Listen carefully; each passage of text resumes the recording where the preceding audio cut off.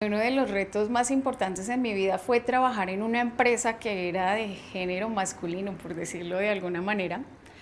Era de transporte vertical y horizontal. Es muy difícil encontrarse con unos equipos donde la mayoría de la compañía es ingenieros mecánicos, ingenieros electrónicos, y eso fue un desafío bien importante porque no se tenían en cuenta las ideas y siempre te decían: no es, tú no sabes, yo te entiendo, es algo a lo que no te has enfrentado, nosotros te vamos a tener mucha paciencia. Pero era un poco sentirse relegado a lo que pasó, pero personalmente a mí eso me ayuda a crecer muchísimo y me ayuda a que se me vuelva un reto. Entonces, a pesar de que a veces me sentía desmotivada y sentía como que no podía seguirlo haciendo, tenía unos derroteros mucho más importantes para poderles demostrar que sí se puede, que sí tenían razón, que hacer ciertos cambios e incluir a las mujeres dentro de esa empresa ayudaba muchísimo y que lo que estábamos planteando tenía un fin, no un fin a nivel profesional para Erika, sino un fin a nivel profesional para el cargo en el que me estaba desempeñando en ese momento. Pero lo más valioso de esa experiencia fue que cuando me retiré de la empresa, el presidente de la compañía me dijo que se sentía muy orgullosa de todo el cambio que se generó en la compañía, de todas las buenas prácticas que aplicamos y de sobre todo demostrarle a esas personas del género masculino que sí se podía y que sí se entendía, que no todo por llegar de afuera era malo, sino que teníamos que empezar a trabajar mucho más mancomunados, en equipo, y sobre todo que se cambiaron cosas que fueron pensando en un bienestar general y no en uno individual.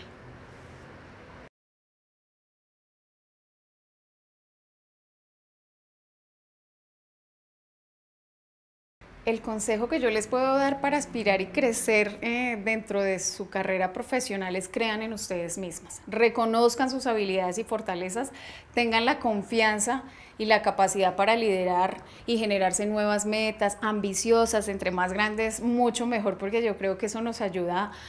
a, a generarnos nuevos retos y decir que sí lo podemos hacer. Aprender a gestionar el tiempo y establecer prioridades es muy importante. Es buscar ese equilibrio emocional en el bienestar, en salud, porque pues también nos enfrentamos a muchos retos y dificultades de salud. Pero si logramos tener ese equilibrio que nos mantiene a nosotros entre la familia, lo profesional y lo personal, estaremos muy orgullosas de crecer profesionalmente, de superar esos obstáculos y desafíos y tener una perseverancia e ir caminando y caminando, y sobre todo aprender de los fracasos. Yo creo que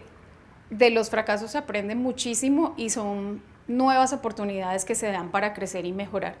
Yo creo que el que no se permite equivocarse no crece, porque no se ha dado como la oportunidad de decir: me equivoqué y tengo que mejorar dentro de sí mismo, dentro de lo que tengo para mis equipos de trabajo. Adicional, abogar por sí mismas, siéntanse orgullosas de lo que tienen, no tengan miedo en decirle a las personas y promover que son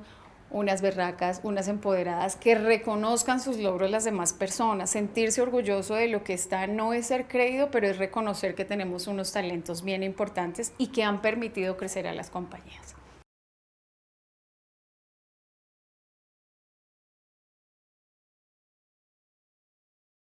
Bueno, el enfoque que le podemos dar para poder fomentar ese liderazgo femenino es la igualdad de oportunidades. Yo creo que hay que eliminar esas barreras y prejuicios que tenemos, inclusive nosotras las mujeres, porque a veces nosotras mismas nos damos esos sesgos y nos ponemos barreras dentro de nuestro mismo género.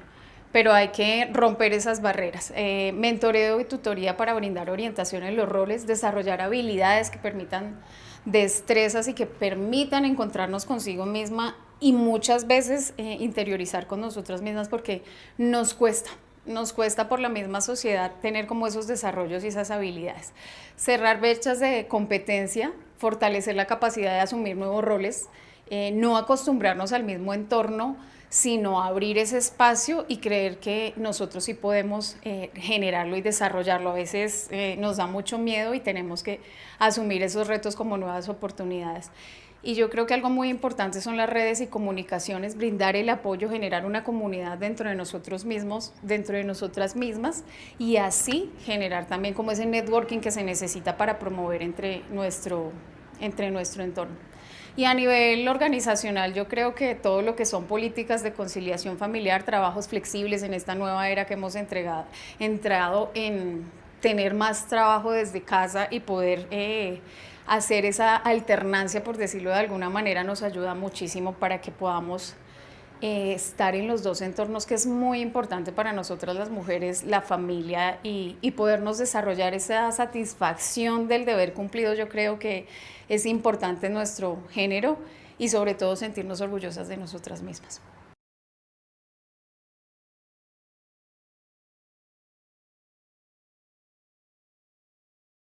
Bueno, dentro de mi liderazgo femenino, las barreras culturales y los estereotipos de género han sido bien importantes en la diversidad cultural que encontramos. Ha avanzado muchísimo a lo largo de la historia, pero hay una discriminación y sesgos conscientes o inconscientes, no lo sé, porque dependiendo de la industria, como lo mencionaba, a veces es difícil y hace mucha falta la oportunidad para el género femenino. También hemos encontrado, o yo particularmente he encontrado, dificultades para conciliar el trabajo, entre lo personal, lo laboral, puede generar algunos inconvenientes de crecimiento